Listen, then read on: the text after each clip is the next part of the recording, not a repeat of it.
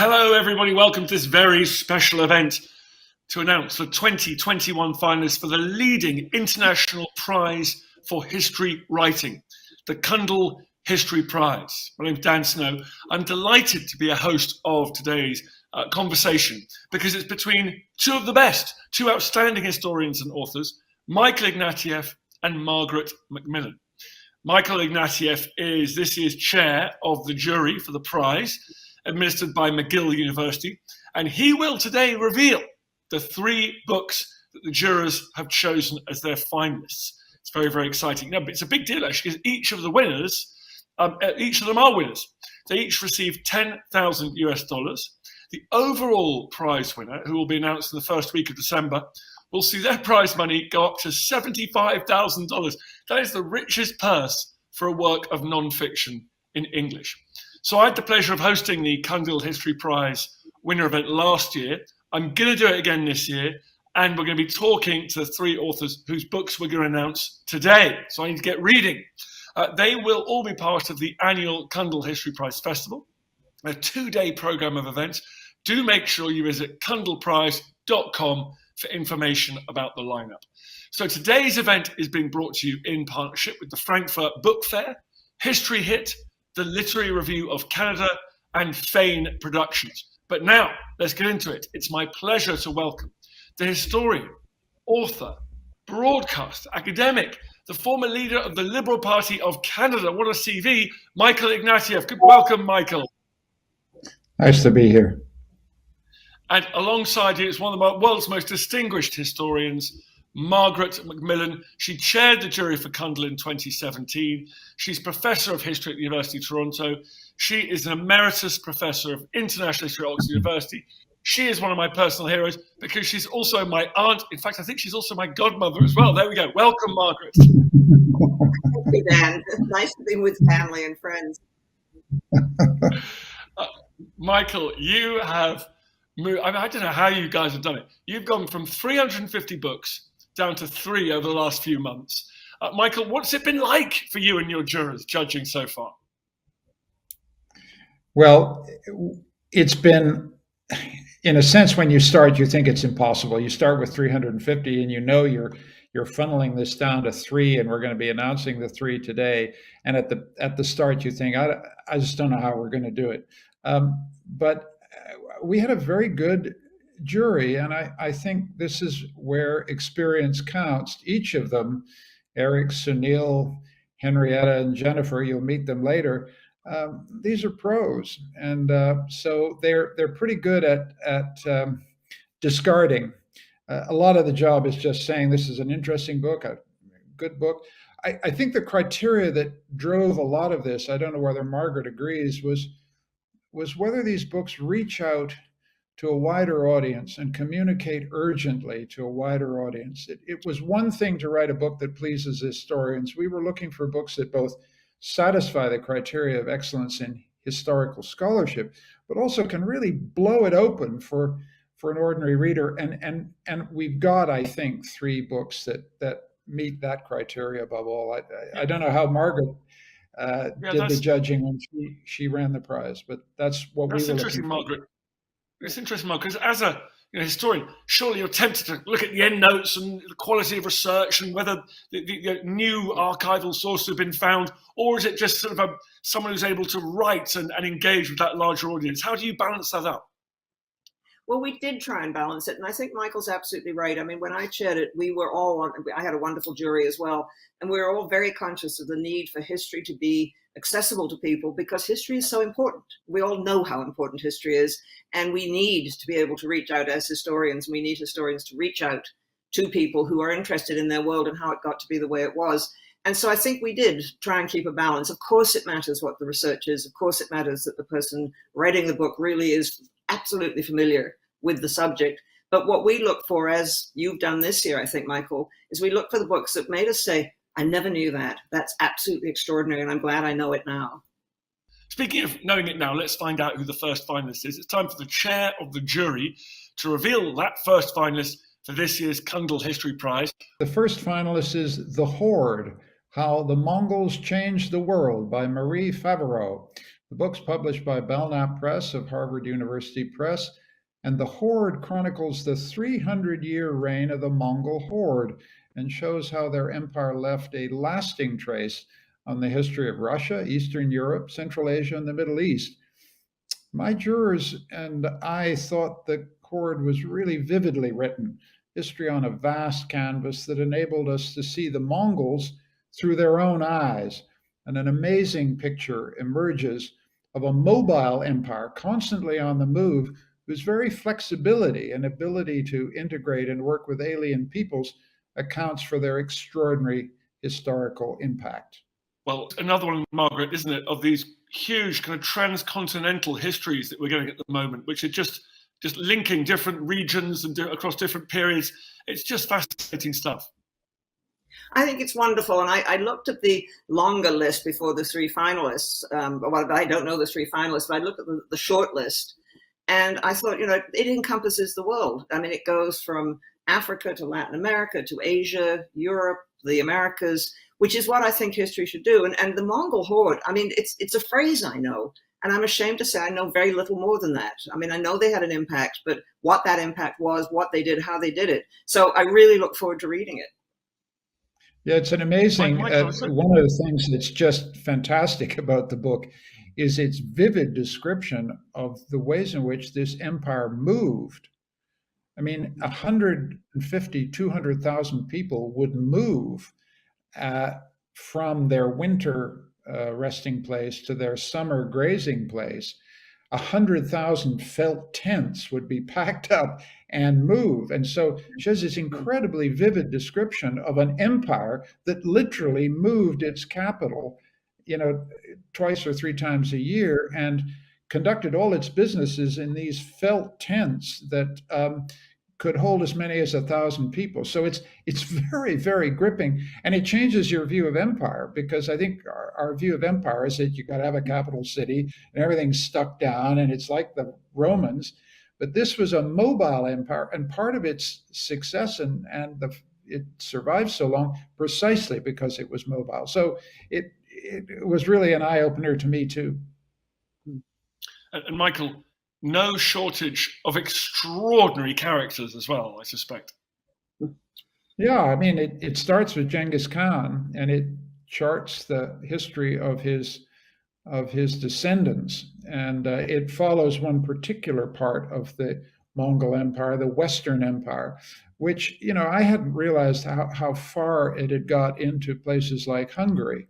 I'd always understood that it had shaped, profoundly shaped the history of Muscovy and Russia, but they went much further west and south. They basically got to the Adriatic, and they went right down into the Middle East. And so in all these ways, the book changes our view. And instead of thinking of the Mongols as something that's very, very distant, you really felt that this empire shaped a much wider region of the world than we had assumed. So it's a terrific book and beautifully written.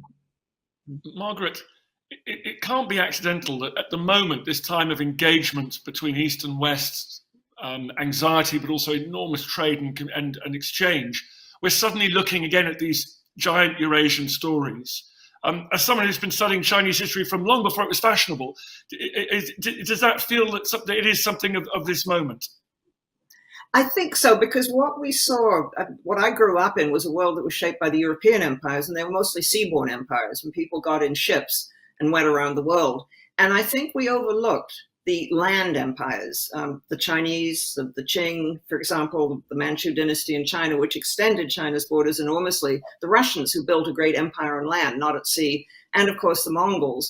I think what's also happening is we're realizing that empire has not gone away. It's merely been sleeping, and it is probably the most persistent and prevailing form of government in the world. When you think of how many empires have been in the past, and we're seeing a new age of empire, and we don't call it empire, but I think what we're seeing in the competition for influence, for example, in Central Asia between Russia, the United States, and China, those are imperial struggles. And so I think very important for us to understand not just how the Mongol Empire shaped our world. I mean, I asked myself, what would have happened if they hadn't pulled back from Hungary, if they'd gone into Austria? The whole of the center of Europe might have been quite different. We might see mosques in Vienna, where you live now, Michael, instead of churches and cathedrals. Yeah. So I think that was that.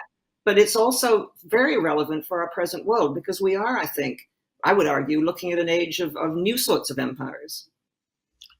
Well, let's get on to the second book. Can you bring in, Michael, the second of this year's finalists? The second book we've chosen to be a finalist for the 2021 Cundill History Prize is Survivors: Children's Lives After the Holocaust by Rebecca Clifford. The book's published by Yale University Press. Survivors tells the story of the child survivors of the Holocaust from 1945 to the present day, using archive and oral interview techniques to understand how these children recovered from trauma, rebuilt their lives, and sought to recover this terrible past that they began their lives with. As jurors, we thought that Survivors transforms our understanding of historical trauma in general and its impact on children in particular. It's beautifully written, it's intensively researched, it's very unsentimental, and it's really quite profound, and it makes a lasting contribution to our understanding of the Holocaust and its unending impact on those who survived it. Yes, well, thank you for that, Michael. I've read this book, and I agree, it's astonishing. I was very struck, Michael, by a lot of it is about history itself, because some of these young people didn't remember what had happened to them during the Holocaust. And you have to go on a journey to they have to interrogate whether they want to find out or not. And I found that very, very challenging. Yes, it transformed my idea of trauma and memory, because many of these kids were then studied by famous psychologists like Anna Freud and everything, looking for traumatic injury through their lives. And in fact, many of these kids as adults proved extraordinarily resilient, had some difficulty even thinking of themselves as survivors, encountered resistance from other more adult survivors who said, "You're not really a survivor at all. You were a kid. What did you know? What did you go through?"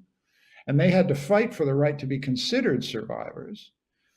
And then the most challenging thing for me was that you would think a child who survived Mauthausen or Dachau or, God help us, Auschwitz, nothing else that happened in their life would matter as much as that. And the significant thing is that Clifford shows that these people had lives.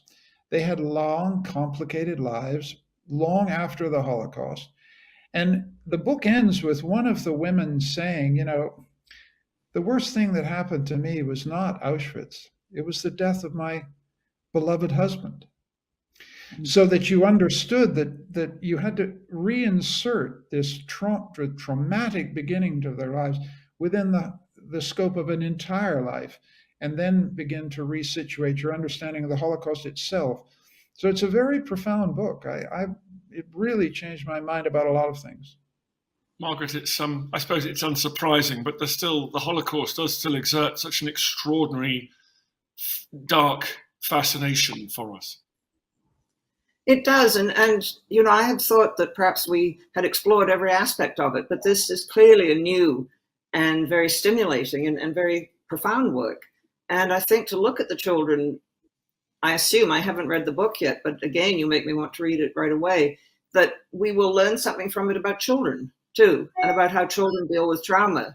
And this is something that is still with us. We think of the children who are sitting on the American border who've been traumatized by being separated from their parents. We're thinking of I think of the child refugees. So again, it seems to me that this is an exploration of an enormously important episode in history, one which we still puzzle about. I mean, I think one of the great questions of the 20th century is how could that have happened? How could the Germans have done it? In many ways, one of the most civilized countries in Europe, with wonderful arts, music, institutions. So it's a puzzle for us, which I think we have to keep thinking about, because it matters to us. But I think also to look at the children, I think will perhaps help us to think about what's happening to children today. The point that Margaret makes about children today is, I think, important. One of the things that Clifford, the author, keeps insisting upon is that children are agents. They're not simply passive, innocent victims of historical processes. These children often shaped narratives of what happened to them that were highly imaginative and sometimes actually false. They often decided, I am not going to talk about this, and I don't care how many well-meaning shrinks come at me. This is my story. It's not your story, so leave me alone. There were many different reactions by children to this experience, and she restores to the children a kind of agency, which I think is very important in thinking about childhood in general. So it's an impressive book that, as Margaret is suggesting, will, I think, change the way we think about childhood and childhood trauma in many other different contexts beside the Holocaust. Well, let's talk about another impressive book now. One more book can join the trio of finalists. Michael Ignatieff, tell us what it is. The third and final book being named a 2021 Cundill History Prize finalist is Blood on the River, a chronicle of mutiny and freedom on the wild coast by Margaret Cars. The book is published by the New Press. Blood on the River is the story of a slave rebellion that took place in 1763 in a Dutch colony in the present-day Guyana on the Atlantic coast of South America. Using 18th century Dutch sources, it tells the story of a slave rebellion and its bloody suppression from the side of the Dutch on one hand, and uniquely also from the side of the slaves themselves. And the jury thought that Margaret Cars, the author, is just a marvelous writer and a scholar who used untapped resources that had never been used before, to breathe life into both the oppressors and the oppressed in a colony built on slavery and savage violence. It's really an unforgettable piece of storytelling. Margaret, we've got Eurasian empires, we've got the Holocaust, and we've got slavery. I mean, these are things that we are all talking about in much beyond the Cundill Prize at the moment.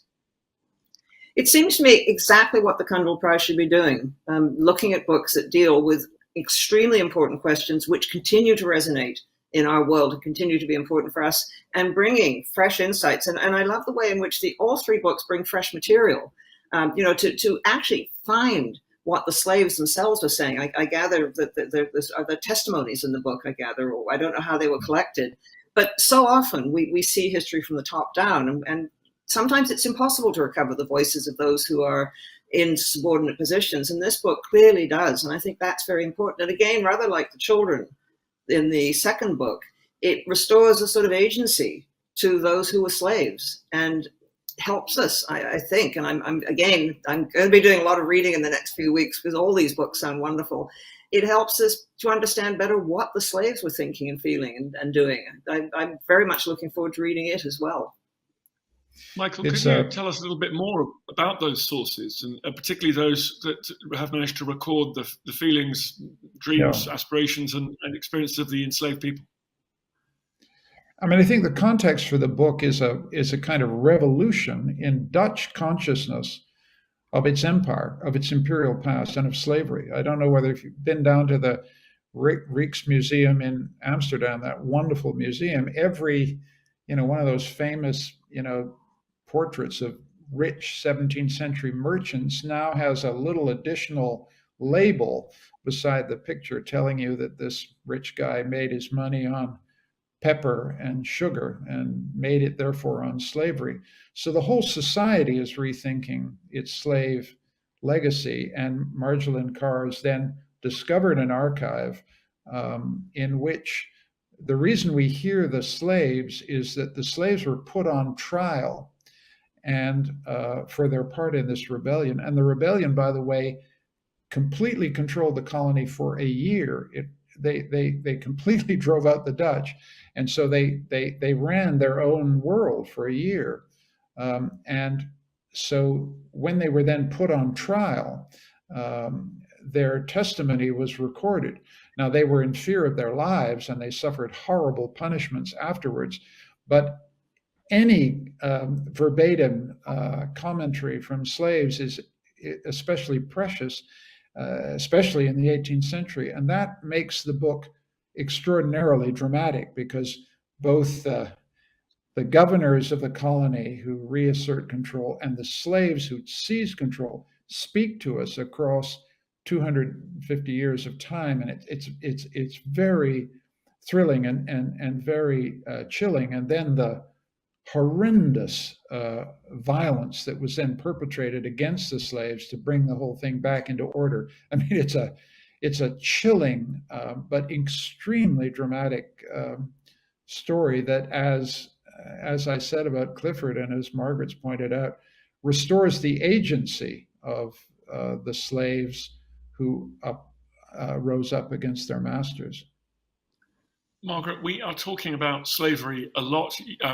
Michael mentions that in Holland, in the Dutch, we are going through a very similar process here in the UK at the moment, arguing about how we should curate these objects, statues that are connected with traffic and the trade in enslaved human beings. What does this mean? What is happening at the moment? Well, I think history is so often affected by what's happening to us at the time. And so the sorts of questions that we ask about the past will change because we have new questions and new concerns.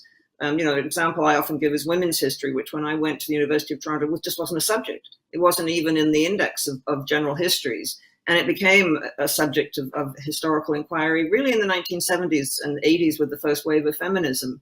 And I think countries, as Michael has pointed out in the case of the Netherlands and Britain, as you mentioned, are looking at their own histories and asking different questions because they are concerned about the heritage and the persistence of racism in their own societies. And so I think this is very much part of what history does. I mean, I think, Michael's probably had this experience, and you've probably had it, Dan, of people saying it must be nice to do history because once you've got it, you don't have to change anything. And we know that history is constantly changing because we're changing. And I think the Cundill list really reflects that. Those authors are asking new questions about the past. Michael, as both a historian and somebody who has been a practical politician, what does that? Historians now are being drawn into the politics. People call them culture wars. What is the job of a historian today?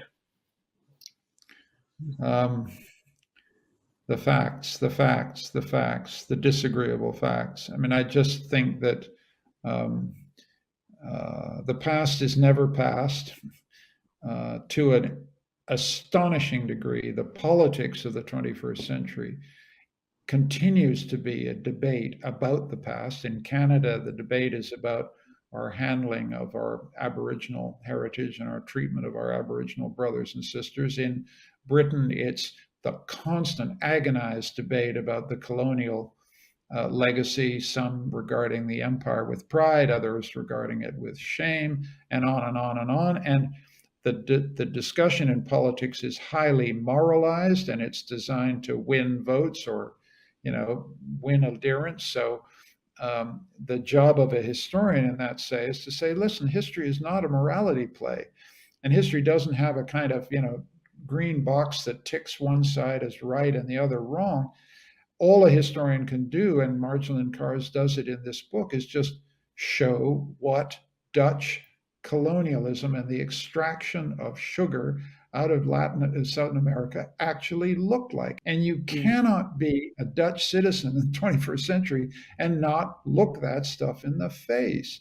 You can be proud of, the Dutch, golden age, as they call it, that wonderful period that we celebrate when we look at Rembrandt's portraits. But it was built on a terrible exploitation of human beings.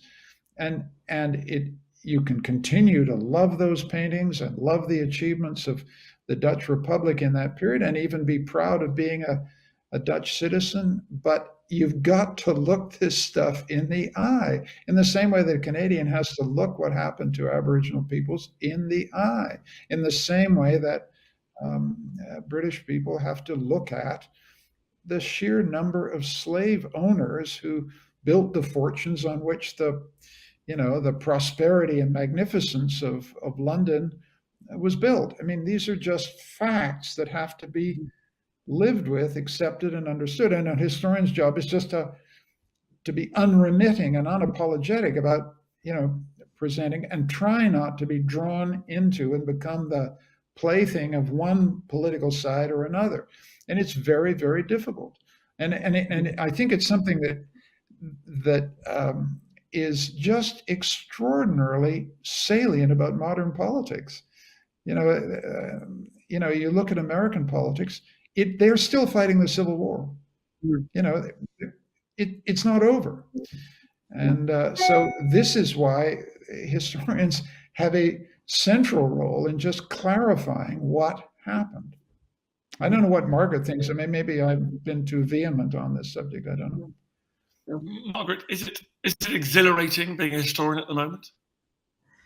Well, it is and it isn't. I mean, I agree with Michael. We're being drawn in, and I think sometimes used in ways which don't become us. And it's not our job to sit as judges on the past. I think our job is to describe as honestly as we can the past. And as I said earlier, ask new questions about it, because sometimes the evidence can be looked at in different ways. And I think we need to do that, or we need to uncover new evidence. I always shudder when governments say we must teach this kind of history or that kind of history, because we've seen where that leads. An official view of history is something that stifles debate, that puts everything into a box. And I don't think we want that. I think what we do, and we can have our own views because we are citizens and we are people in other ways besides being historians. But I think what we do is put out what we think about the past, as argued as best we can. And then at a certain stage, it is up to those who read our books or listen to us to make up their own minds. I don't want to tell people what to think about the past. I want to make them aware of issues about the past.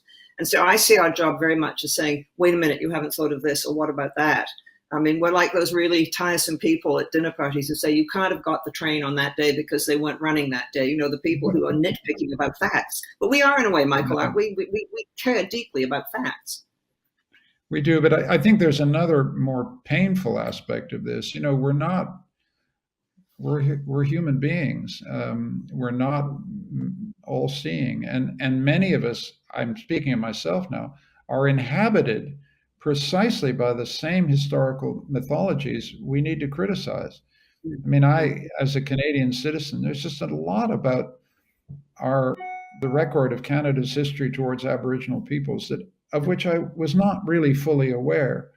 And so I registered shock when my Aboriginal fellow citizens recorded a very different view of the national story than I had.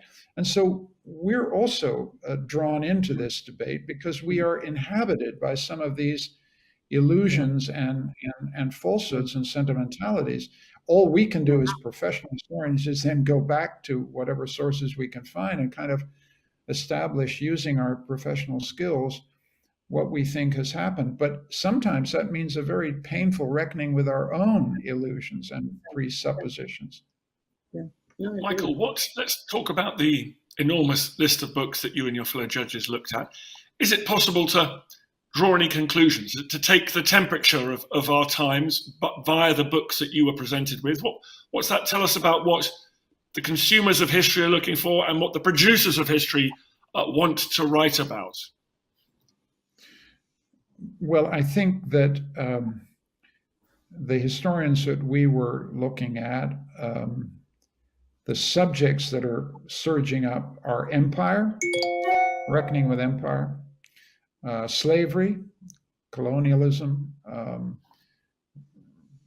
relations between the races, and I think also the relation between the sexes and genders. I think it's, empire, race, and sex. And gender. I think these are the things that we noticed. I think the other thing that Margaret said earlier, which is, I think, also true, is history is trying to be global. And it's tough, let's be honest. It's admirable to want to do global history, but I noticed that some of the books that did not make the short list were global in ambition, but their reach exceeded their grasp, in the sense that if you're going to do global history, you've got to speak about 12 languages, right? And many historians have wonderful ambitions, but they don't have the linguistic skills to master the sources that would give them mastery of, the history of Vietnam or the history of China or the history of wherever they're going.